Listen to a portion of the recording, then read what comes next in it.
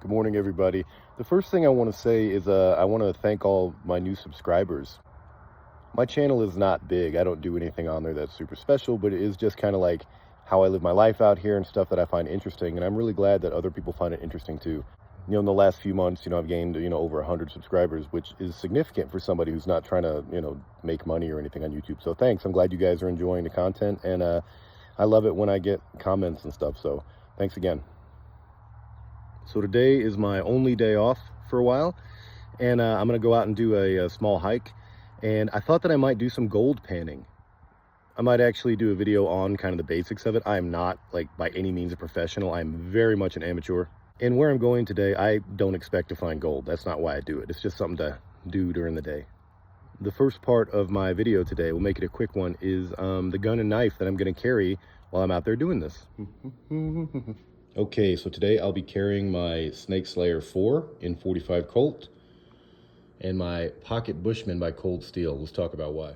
Okay, let's talk about the Pocket Bushman first. It's a folding knife from Cold Steel. It's a medium duty knife. It's not as strong as a fixed blade, but it almost is. So the way this is marketed is very, very simple, okay? It's got a large blade, about a 4-inch blade. The handle is very, very simple. You can see that's just folded over metal. There's nothing special about this. There is an unusual mechanism for locking the blade. Essentially, the way this works is that it's got a very kind of tough locking mechanism. Long story short, you can baton with this and it essentially locks it tighter as you hit it. But it does have a really weird release here, how to put the blade back in the handle. This is kind of dangerous.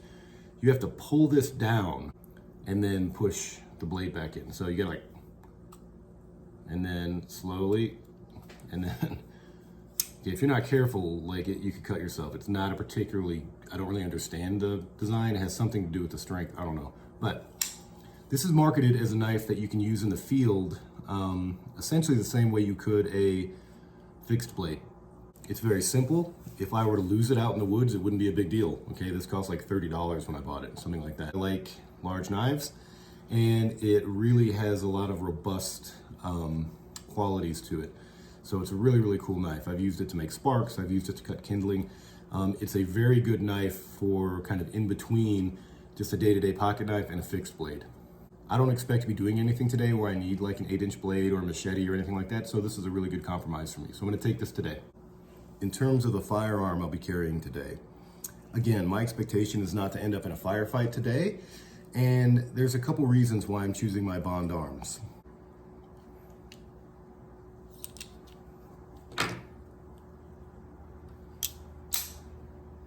First of all, bondarms are awesome. I've had this weapon for, gosh, I don't know, 7 years.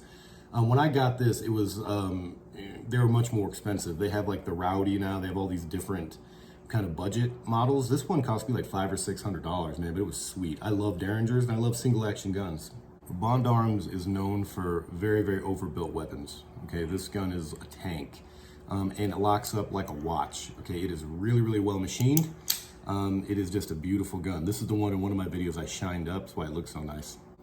When I'm only going into the woods for, a couple miles, this is often a gun that I take with me. This weapon is chambered in 45 Colt or 410. So you kind of have a little bit of options for self-defense. I usually have like the top barrel loaded with like a birdshot, essentially to like scare off a dog or something like that. And then after that, it's either self-defense 410 or it is 45 Colts, for everybody else. One of the reasons that I take this gun out with me in the field sometimes is that it's stainless steel, okay? You can fill it full of water, you can throw mud on it, it doesn't matter, it's a very robust weapon. Also, I have a good holster for this, a good shoulder rig. I expect to be in the water today.